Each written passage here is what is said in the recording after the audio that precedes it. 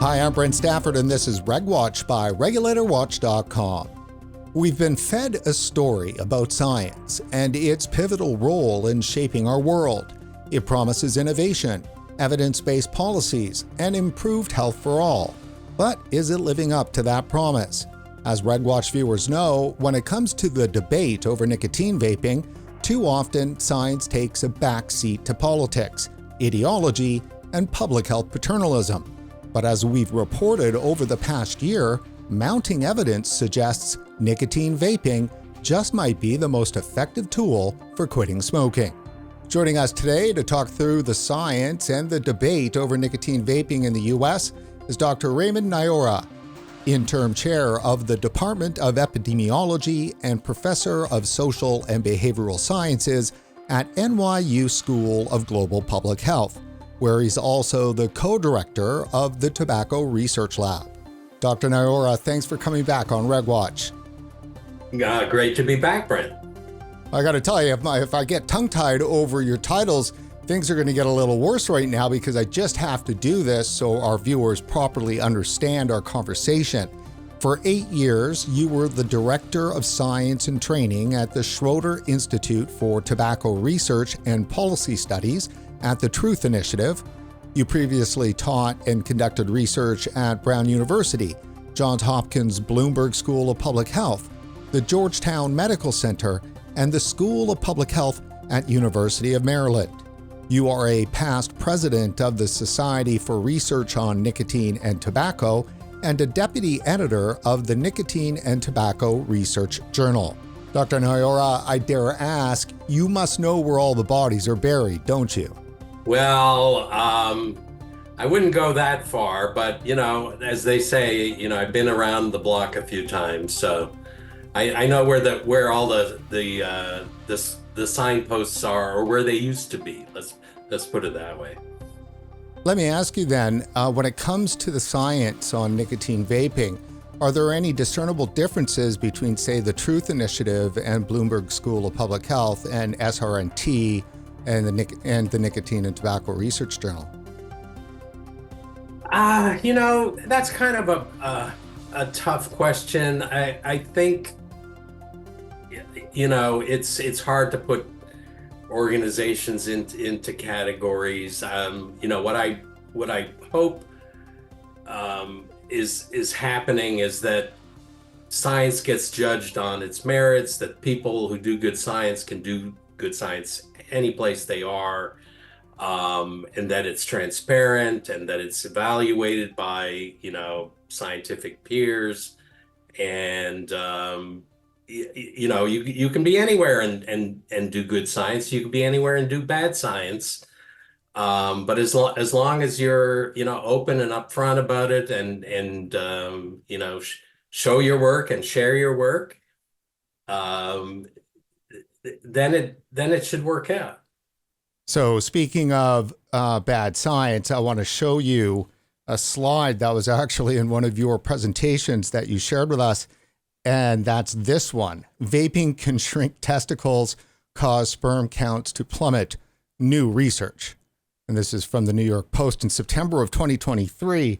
Is that an example of good science or junk science?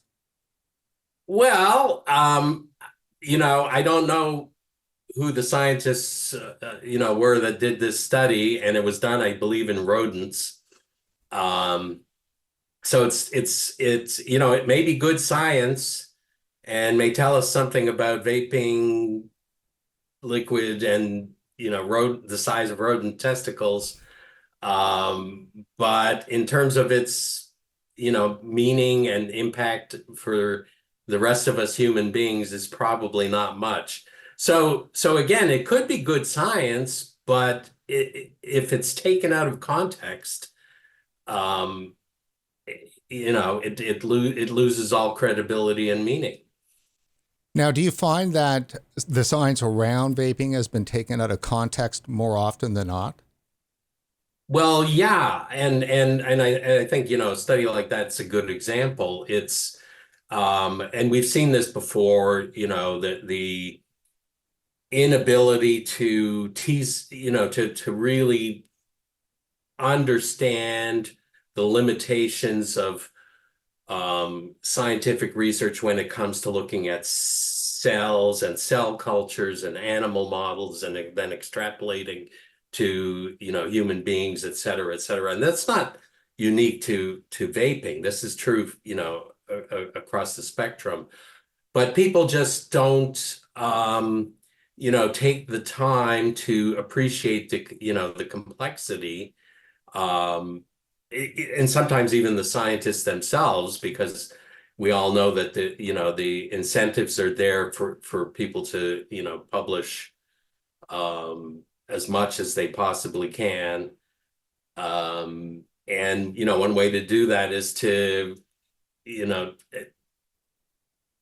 offer interpretations that are going to be sound bites and appealing to people, who have no deep understanding of the science itself. So again, it's all context, et cetera. And I, and again, there's, vaping is just one example of this kind of phenomenon happening in the world of science. It happens all the time. Dr. Niaura, when we first had you on the show back in 2019 at the height of the so-called teen vaping epidemic, let me ask you, was there really a teen vaping epidemic? Well, if I recall correctly, and this is a whole pandemic ago, um, at the time, it wasn't clear to me, like, who has the authority to actually say, oh, that something's an epidemic. And it was whoever was the head of the FDA at that point in time. I think it was Scott Gottlieb, who said something like, this is an epidemic, and there actually isn't any official kind of mechanism for declaring an epidemic. I guess anybody can do it, right? Especially if you're in any kind of position of authority. So from the point of view of, like, are there objective criteria to declare that it was an epidemic? I mean, I don't know, but it sure it was made so by fiat, by declaration. Now, what was there a spike in youth use of these kinds of products? Yes. But look what's happened since then. Yeah, I've got the slide that you sent us. This was the 2019 to 2023 data. Walk us through this. Right. So this is, as you said, the 2019 through 2023. This is data from the National Youth Tobacco Survey. So it's the U.S. National Survey of Youth, asking about what kinds of tobacco and nicotine products they use. This is one of the key indicators that the government agencies rely upon, the CDC, FDA, et cetera, to tell us about what's happening with youth use of tobacco and nicotine related products. We can see that there was a high point in 2019, pretty much across all categories of types of products that has kind of diminished substantially in the intervening years, including vaping. Even though vaping is still the number one product that is that you'd say that they use, it's down to I think 7.7% from and I can't quite see it on the screen, from what it was in 2019. I think it says 20. 20, yeah.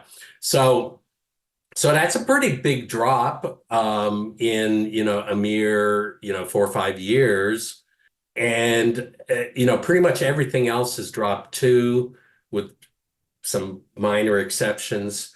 But you look at cigarette smoking, which has been the object of great concern for decades, and that's as low as close to as low as we've seen it.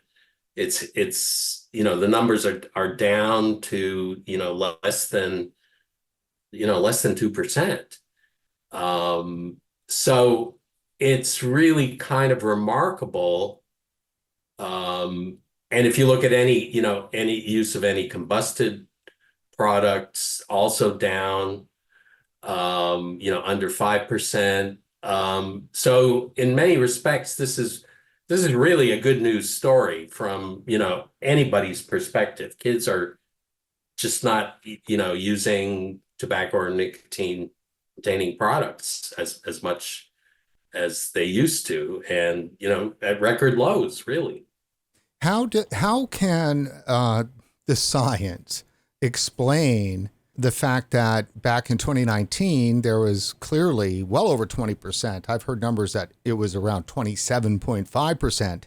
Was the use of e-cigarettes kind of at its very height, and just 4 years later, it's now just a little bit over 10% for e-cigarette use. So in that 4 years, hundreds of thousands of youth that were 18 and caught up in that fad are now 23 and 24, and yet the smoking rate is cut in half in those 4 years. What does that say about the science? What does that say about those scientists that believe gateway is still a possibility, and so forth? Well, I would say that anybody that claims that they understand youth today is sorely mistaken. They're they're always surprising us, right? So it's probably a combination of a whole bunch of things.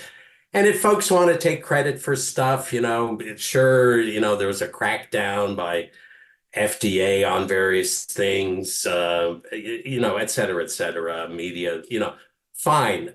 You're welcome to take some credit for it. But I think bottom line is we don't really know kind of, what the real story is. People are just kind of turning their attention away from these products, and especially smoking, which is really, to me, that's really the most amazing and gratifying thing to see, is that youth are they're just not into cigarettes anymore.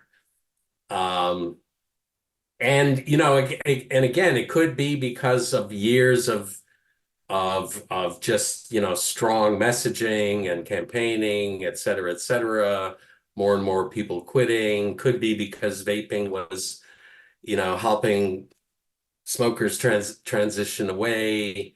And again, it could be because we don't understand what youth are thinking, where their attention is going, what they're going to be up to next, which is, on the one hand, frustrating, but on the other hand, hey, that's part of being, a youth. You have to remain an enigma to your elders. Isn't that a problem, though, because so much of the policy that's been enacted around this area is designed to thwart youth use, but those same policies are thwarting adults switching from smoking to vaping? Well, yeah, and that's, again, it's this kind of standard, public health. It's not even just public health, but standard approach to any problem. You see a problem, you figure out, ways that are the most obvious ways to control it, which in government speak is usually some sort of tax or ban or combination thereof. And, it's the hammer, and you pound on the problem until it goes away, or until your attention is diverted to another problem. Government has very little bandwidth for creativity. and so it's not a surprise that it's like one policy, one size will fit all, and unintended consequences be damned. It's just like that's not on anybody's radar screen.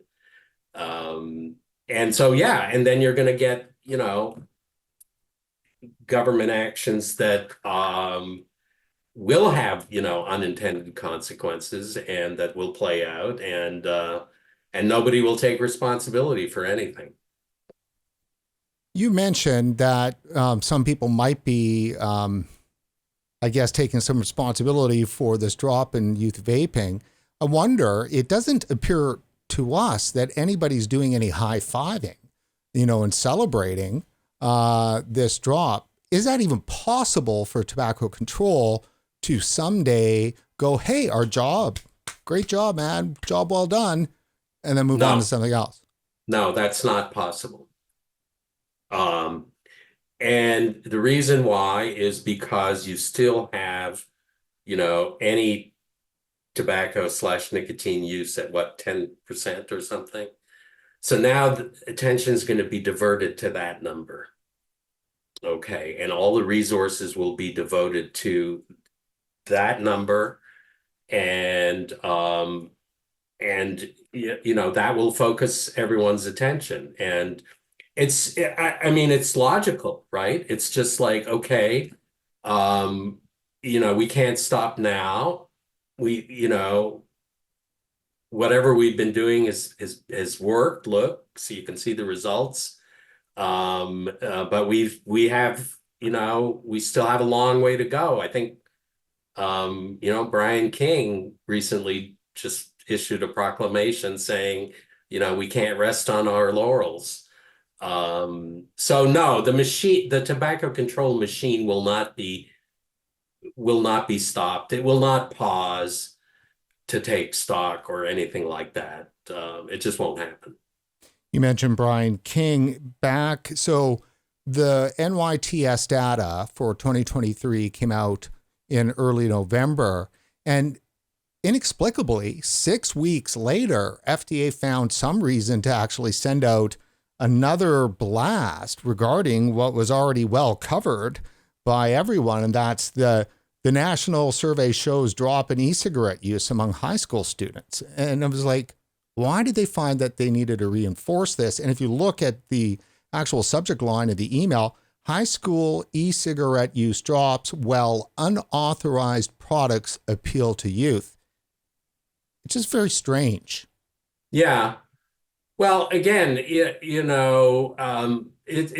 me, it's just it's not possible for there to be any acknowledgement, let alone a celebration of good news. The system just isn't set up to do that. We always have to keep marching forward, and progress has to be made. And we're not done yet. And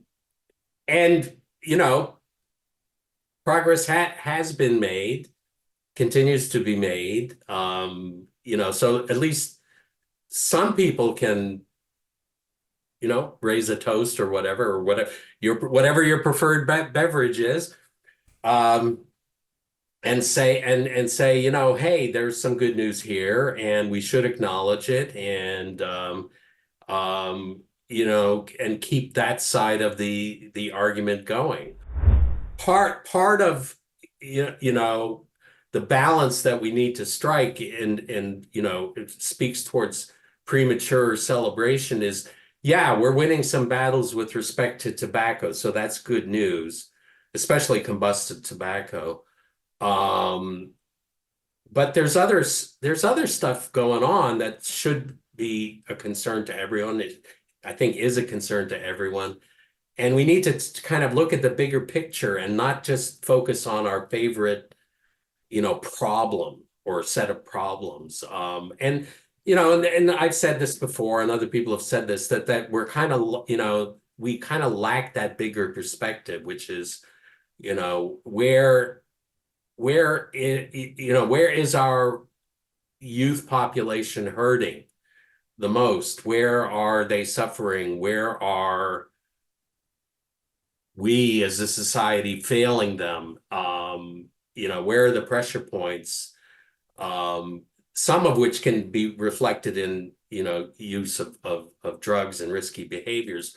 But there are far bigger and more important things going on that we need to be paying attention to. Dr. Niaura, sometimes it feels like to me and to our viewers that tobacco control is having a hard time processing some of these wins. Well, right. It's like, nobody wrote up a script um, saying, okay, well, here's what we do when we see good news. Nobody has that script written. So what do you hear? You hear mostly silence from people.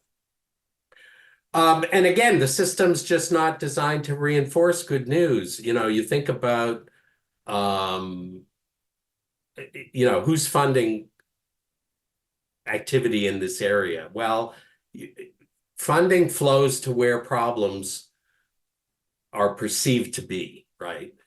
And otherwise the funding will dry up. Research attention gets focused on problems, not good news. So again, to me, it's just not a surprise that there's not even going to be a pause here to sort of say, hey, this is good news, and maybe we need to kind of recalibrate a little bit and, have some vision for, what the next 5 years are going to be. How would you characterize FDA's approach to regulating the nicotine vaping market? Well, so I was thinking about this recently. So FDA, the CTP has been in business for how many years? In all that time, whatever it is, 14 years or 13 years, how many reduced risk products have been reviewed, and how many have been approved and are now being sold and available in the marketplace to adult consumers? Is that a trick question? So I mean, unless you think, well, the whole idea of having, a reduced harm pathway or set of pathways written into the legislation, written into the law, was just some kind of like, afterthought. If that was put there in a meaningful way, then I would expect FDA to have done a better job of making, these products available to adult consumers of nicotine. So, and there can be all kinds of excuses, etc. But I mean, come on. It's like there's something wrong with this picture. And we can point fingers in every which direction, but the basic reality is how many products given how many applications over how many years. And I don't know, if I was a congressperson, a senator or whatever, and I was doing some kind of routine evaluation of government agencies and what they've been able to accomplish, I'd look at that and say, well, what's going on here? Is this the way it was supposed to happen? Was this the plan? so there's like this disconnect that I can't, you know, figure out. And everyone has theories as to why, things have been so dysfunctional, but nobody can say, oh, things have gone according to plan. Or if they do, who says that? Dr. Niaura, talking about FDA's plans, you included a slide in your e-cigarette summit presentation. It says a plan appropriate for the protection of public health. And clearly it's pretty heavy in the control side. Ban all conventional cigarettes, replace them with very low nicotine cigarettes, ban all flavors across all tobacco products, remove from market, do not authorize any products where youth use exceeds 5%. And then new nicotine delivery products must be authorized as therapeutic. Existing products must seek similar authorization. Is that really a plan? Yeah, well, so that was a tongue-in-cheek slide in presentation that I gave a few months ago. But, tongue-in-cheek, right? It's kind of like right on the edge of things, isn't it? Now, just to be clear for our viewers, you are supportive of nicotine vaping products as a tool for harm reduction, correct? Yeah, yeah. So, but, again, that slide sort of, is not that far off from reality in many respects, and not that far off from what many people in the field of tobacco control would agree with. And again, that's fine. People can have different views about how to accomplish different things and have debates about these things and talk about the science and so forth. That doesn't bother me, but it's more, how do you where do you have these open debates? Where's the opportunity to actually present the science, the scientific evidence, such as it is, to review it, to have discussion and debate and so forth. It's pretty haphazard. And in the meantime, agencies, make their rules and their decisions, which they claim are based in science, but many of us would disagree and say, no, the science doesn't support this claim or that making this decision, or certainly it doesn't. There are counter arguments, or maybe the science isn't as strong as you think, et cetera, et cetera. And I mean, doing this is part of the way that we communicate to the world, but it doesn't seem to me that there's been a satisfactory, systematic way of going about this, at least from the point of view of the functioning of a government agency such as the FDA. In your opinion, has FDA embraced the concept of tobacco harm reduction or recoiled from it? Well, you hear different things, and I think I think that yes, they recognize that there is such a thing, um, and they recognize its benefits, which is in line with the current administration acknowledging the importance of the concept of harm reduction in other areas, including opiate use, et cetera, et cetera. So I think there is acknowledgement that there is value in the concept, and that the possibility exists that yes, one can in theory have reduced harm products and make them available. But there's this, I don't know what it is, kind of like inertia or just kind of being frozen or stuck. This kind of inability to move beyond kind of the status quo that just seems to me to be so perplexing. Dr. Niaura, in 2023, who are the smokers in the United States?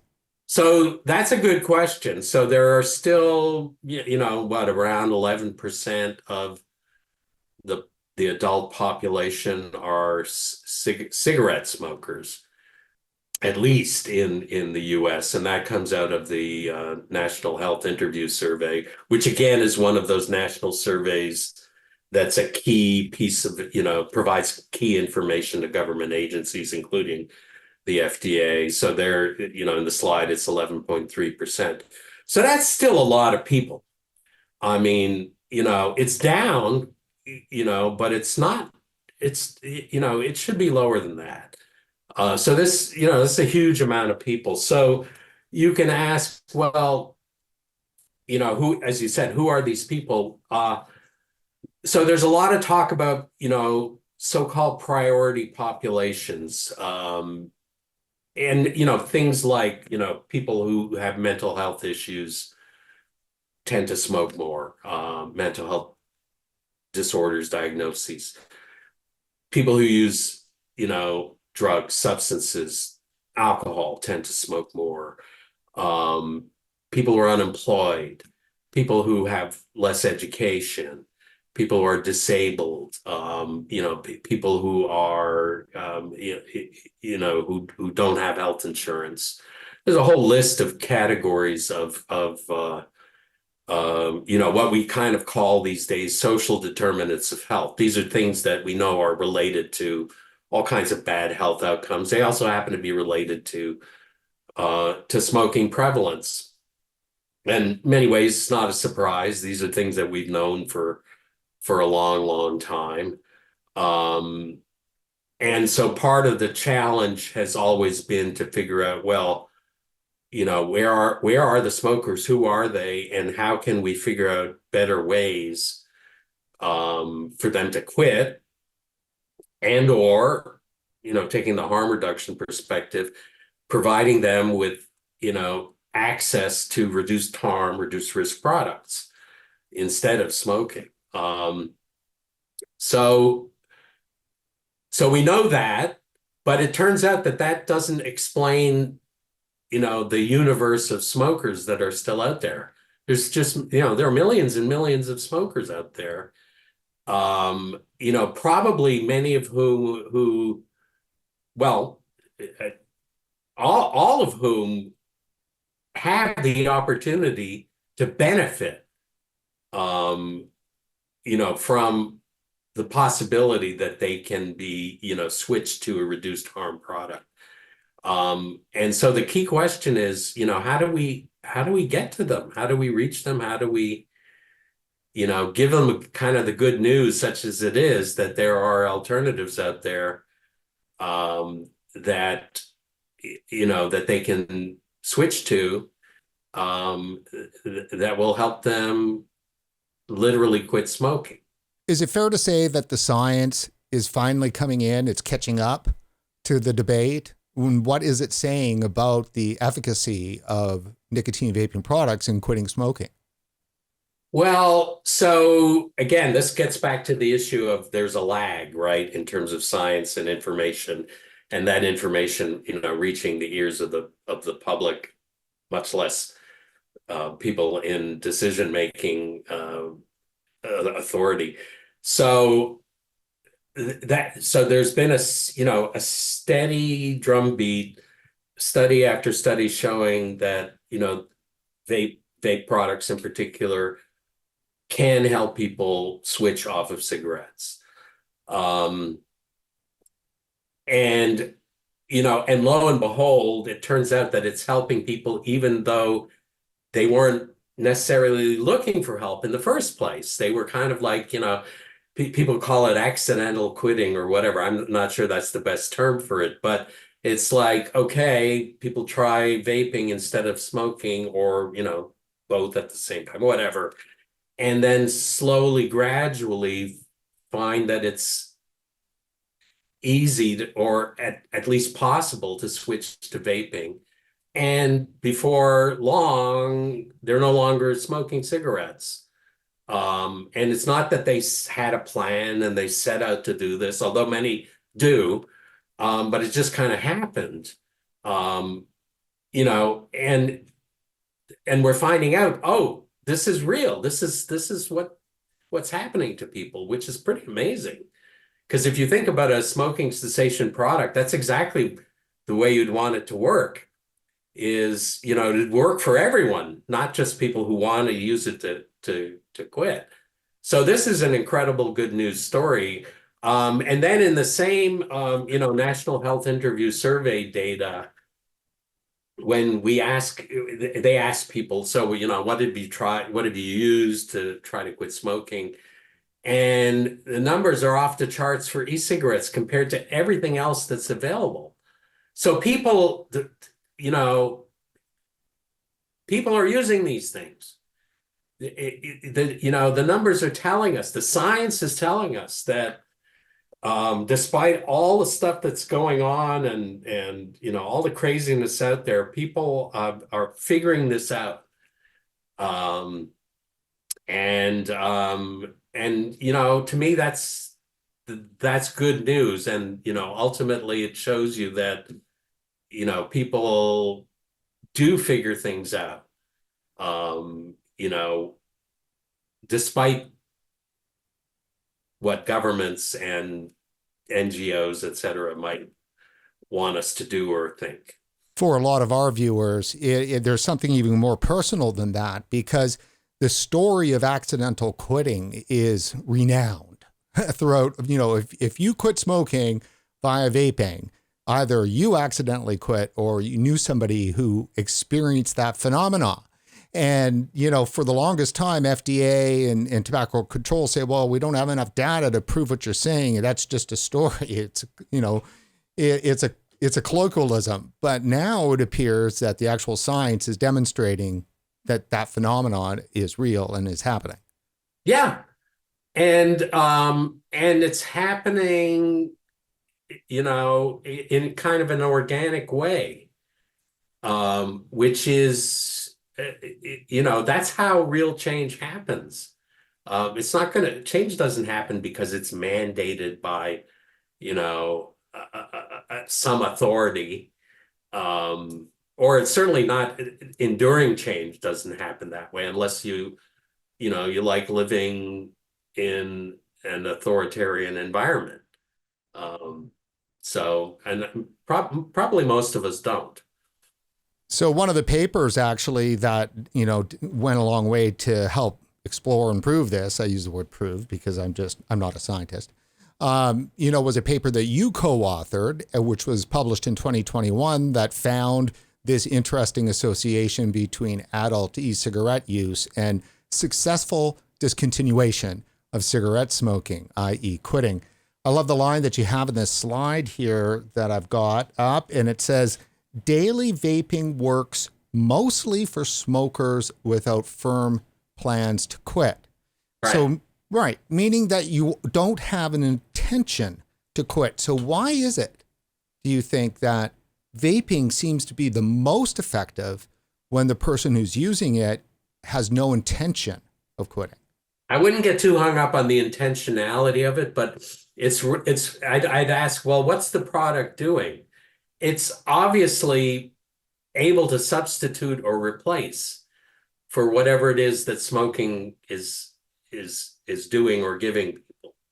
And that happens in almost an unconscious way, and that's the beauty of it. It's like, well, you don't have to, go crazy and say, I have to, summon up all my willpower to do this, because we know it's hard as hell. So this is, to me, this is like exactly what you'd want a smoking cessation product to be able to do, which is to, kind of gently lead people along the pathway. and then they find, oh, guess what? I'm not needing the cigarettes anymore. Um, there's just no need. We had Dr. Matthew Carpenter on back last fall from Medical University of South Carolina, and he had, which is, I guess, the largest U.S. study of smoking cessation with e-cigarettes, I believe. And I wanted to bring that up because that just adds more fuel to the fire for the argument, doesn't it? Absolutely. So again, that's, one of the newer pieces of evidence that's out there, and it's totally in line with, this whole idea that these products are effective substitutes. You don't need to screen people ahead of time and say, oh, I need to quit and I'm ready to quit, in the next week or month or something like that. Um, it, it, so, and that's great because, it opens up the window. It opens up the realm of possibility for people. You don't have to be, um, quote unquote, a committed quitter. Not that there's anything wrong with that, but it used to be very discouraging, because relapse is real. It's part of human nature. People are going to go back to the bad habits that we all try to quit. The point is not to give up you know, the journey is to keep at it and keep at it. And here's something that, seems to offer, positive direction. And yeah, his research and others like it are just showing us, yeah, let's, broaden our perspectives here. We shouldn't be thinking about smoking cessation. First of all, we shouldn't be thinking about smoking as, a medical issue. It shouldn't be overly medicalized because that implies that you need to treat it with some sort of a medical paradigm, a drug, medical procedures, et cetera, et cetera. And there's been value to that. There has been, because it's helped develop strategies and medications that have been helpful, but it's also narrowed our view and in a way kind of disempowered people. Because if you're, kind of stuck in that medical model, then everything is, either you're sick or not, and every treatment is a treatment or not. It's there's no other options. If you're a hammer, everything does look like a nail. Exactly. Hmm. But this is part of what makes people, people in the tobacco control community, wary, because it's like, well, what if we lose control over this? What does it mean? You know, Well, which is it could very well mean recreational nicotine. It could very well mean people of majority age who have never smoked deciding that they'd like to experience nicotine in a safer right, manner.